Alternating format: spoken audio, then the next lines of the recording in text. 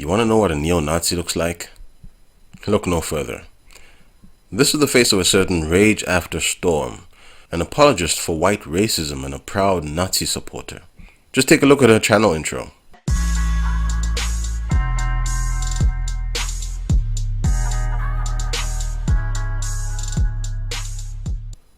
Yeah, the intro to Rage After Storm's video is a tribute to Nazism, which features Nazis performing their Nazi salutes. Neo-Nazism doesn't get any more obvious than this, folks.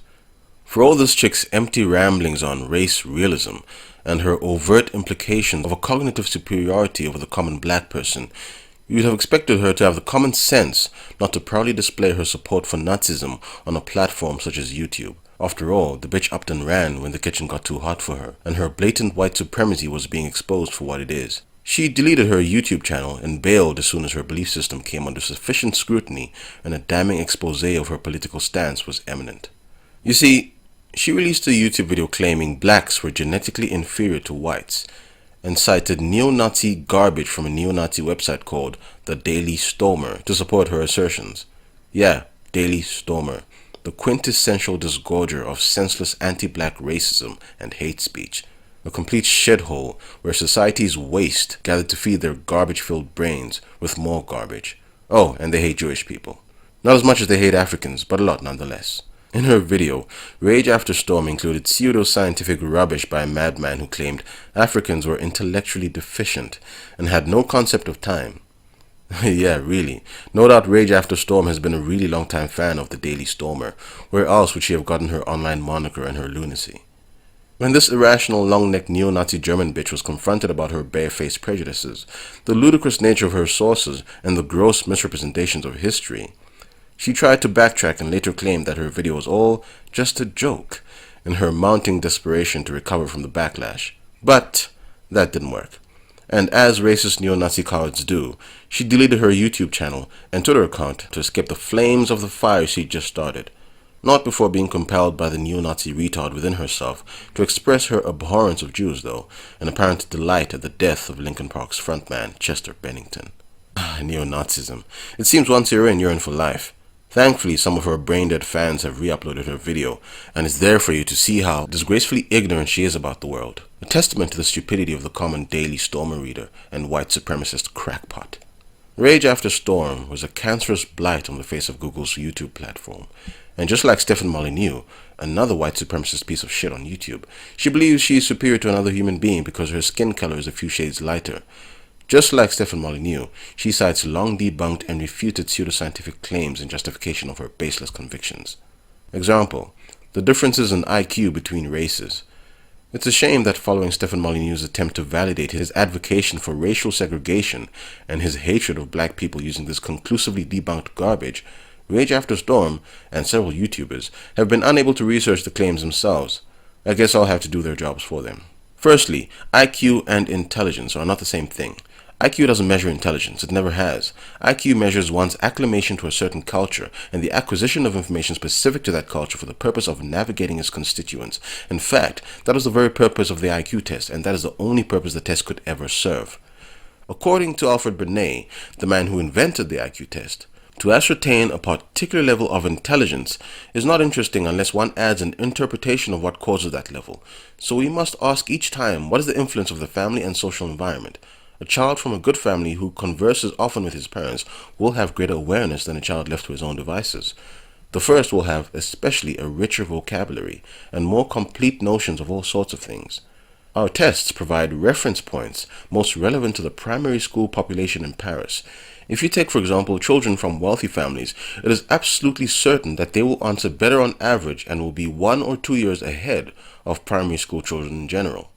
Children from rural areas perhaps will do less well than the Parisian average.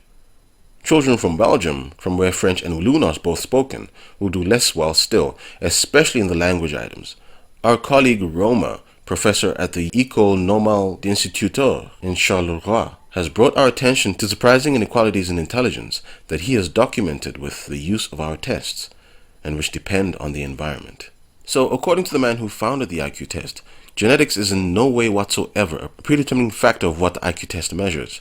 The IQ test was never designed to measure someone's innate intelligence, and to this day it is still not capable of doing so. What it measures is a product of one's environmental factors, period. Due to this fact, the IQ test cannot be applied to individuals across different cultures, because the content of the test will not be applicable. So, given the aforementioned facts, from where then did this ludicrous idea of IQ and genetics come? Primarily a conman and eugenicist by the name Cyril Burt.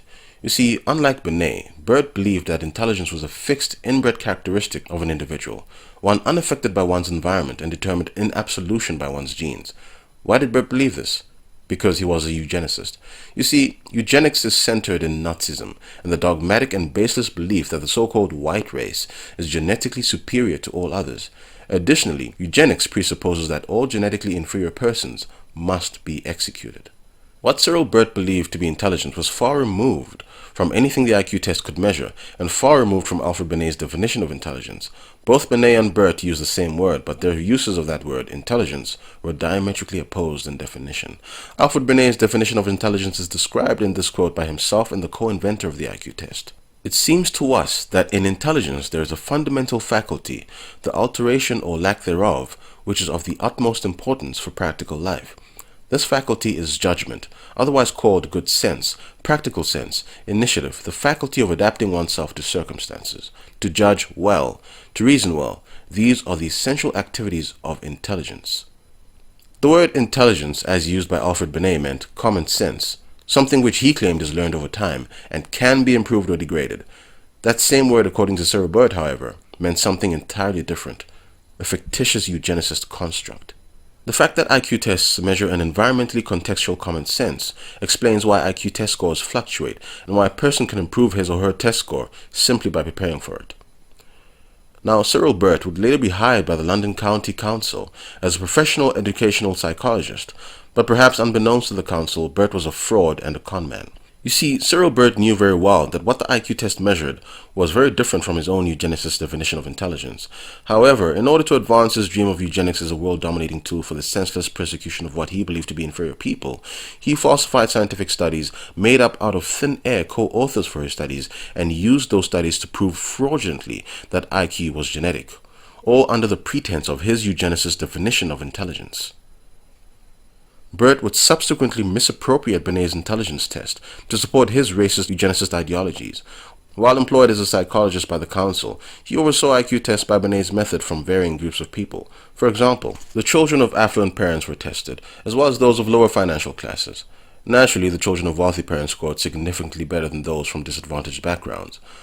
Alfred Binet's explanation for this would be simple, that the children coming from disadvantaged backgrounds had not been exposed to the material, the components of which were being used by the IQ tests, to the same extent that the children of wealthy parents had been exposed. Now, what was Cyril Burt's explanation? That the children of poor families were simply genetically inferior. From then on, eugenicists and white supremacists have been using Alfred Binet's IQ testing methodology, but absurdly using that methodology to make eugenicist conclusions of intelligence and genetics. Cyril Burt's ideological motives permeate the shoddy science of IQ testing to this day, and that's no accident. IQ testing did come to a standstill for some time, relegated to the garbage bin of pseudo-science where it belonged. However, this was only because after World War II, and the then widely known use of eugenics as a means by which Adolf Hitler rationalized Nazism, the continued application of IQ tests to citizens in the US would bring unwanted attention to the true nature of intelligence testing. Nazism was based on the ideology of eugenics, and the ideology of eugenics relies on the pseudo-science of intelligence testing. When things finally cooled down, however, some 20 years after World War II, a certain Arthur Jensen, a eugenicist student of the man to whom Cyril Burt was a mentor, decided it was time to revitalize IQ testing and to use it to target black people.